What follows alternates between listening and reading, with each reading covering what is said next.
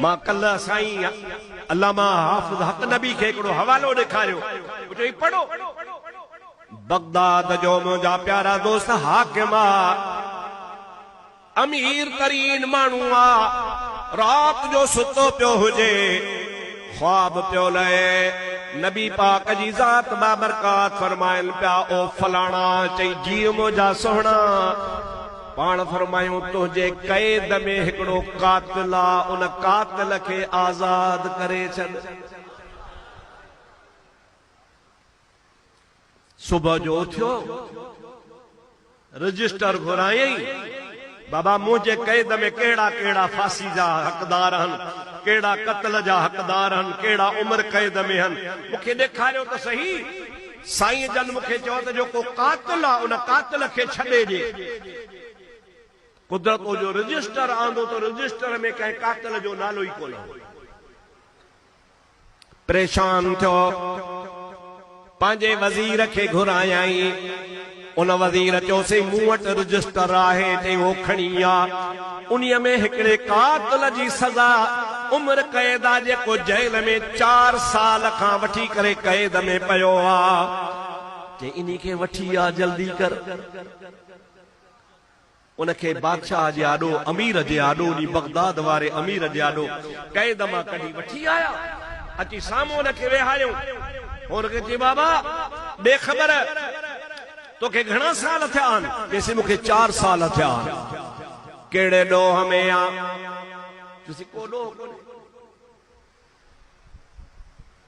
चई न बाबा ॾोह ॿुधाए, सची ॻाल्हि कर। हो पंहिंजी ॻाल्हि लिकाए, 2 दफ़ा 3 दफ़ा 4 दफ़ा अमीर हुन खां बार बार पुछो, जमल घणो हुनखे इसरार कयई, तमल हुन चयोसि ॻाल्हि ही आ त असां पाण में 2-3 ॼणा हुआसीं, ॾाढा बदमाश हुआसीं, तमाम ख़राब किना किना कम कंदा हुआसीं। मंसूर शहर जे अंदर बगदाद जे भर में असां हिकिड़ो ज़िना जो अड्डो रखियो हो, उते मायूं असां वटि फासे ईंदियूं हुयूं, के धूतियूं औरतूं असां वटि ॿारड़ा वठी ईंदियूं हुयूं, पोइ असां शराब बि पीअंदासीं, ज़िना बि कंदासीं। हिकिड़ी राति छा थियो जो असां शराब जी हालत में धुत वेठासीं, हिकिड़ी कुराड़ी औरत, हिकिड़ी नौजवान चंड खां वधीक सुहिणी माई वठी आई। उहा जीअं जो अंदर छोकिरी पहुती ऐं असां ते नज़र पेस्ट वठी छोकिरी दाहूं कई। जमल हुन दाहूं कयूं त मूं पंहिंजे संगतनि खे परे वेहारे उन छोकिरी खे वठी हिकिड़ो कमरो हो, उन कमरे में दरवाज़ो बंदि करे चयोमांसि ॾे ख़बर अमां छो थी तूं रड़ियूं करी? आई आहीं, तोखे औरत वठी आई आहे, तूं असांजे अॾे ते आई आहे, आख़िर छा ॻाल्हि? उन छोकिरी चयो मूंखे इहा औरत बरगलाए वठी आई आहे, मूंखे का ख़बर कान्हे का, पर तोखे ॿुधायां थी त मुंहिंजो नानो रसूलुल्लाह आहे, मुंहिंजो बाबो अलीउल मुर्तज़ा आहे, मुंहिंजी अम्मड़ फातिमत ज़हरा आहे, मां सोणे हुसैन जी न्याणी आहियां, आले रसूल आहियां। जेकॾहिं तो में का ईमान जी ज़रूरी आहे त पंहिंजे ईमान खे बचा, अॼु मुंहिंजे इज़त जो महफ़ूज़ तूं तहफ़ुज़ फरमा। वो हाकिम तो चे मूंखे रहम अची वियो ऐं मूं चयो घबराए न, तुंहिंजे इज़त खे को हथ बि न लाहींदो, मां पंहिंजो सिर वधाईंदुसि पर तुंहिंजी इज़त खे रखंदुसि, तूं नालो रसूलुल्लाह जो खयो आहे।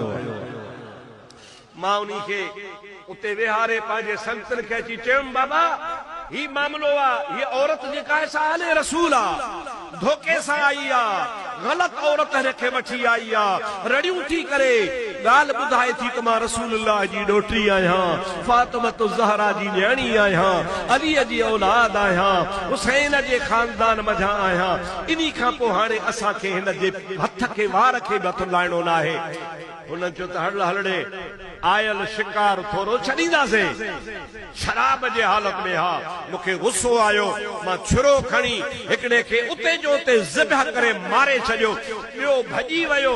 जंहिंमहिल रड़ियूं थियूं तंहिंमहिल पाड़े वारा आया, मुंहिंजे हथ में छुरो हो ऐं हो खून थियो पियो हो। उहो मूंखे वठी कोर्ट जे हवाले कयूं। छोकिरी पंहिंजे घर हली वई। 4 साल मां कैद में हुअसि। अॼु अलाए कीअं छुटा पियो, का ख़बर कान्हे का। उन अमीर चयो त मूंखे तुंहिंजी पारत रसूलुल्लाह कई आहे। हुजूर करीम जी ज़ात बाबरकात फरमायो त इनी कातिल खे आज़ाद कर। इन्हीअ जे करे जो तोड़े शराबी हो, बेदीन हो, ख़राब माण्हू हुयो, पर मां मोहम्मद करीम जे निस्बत जो ख्याल कई त मां मोहम्मद मुस्तफ़ा तोखे सिफारिश कयां तो हुनखे आज़ाद कर।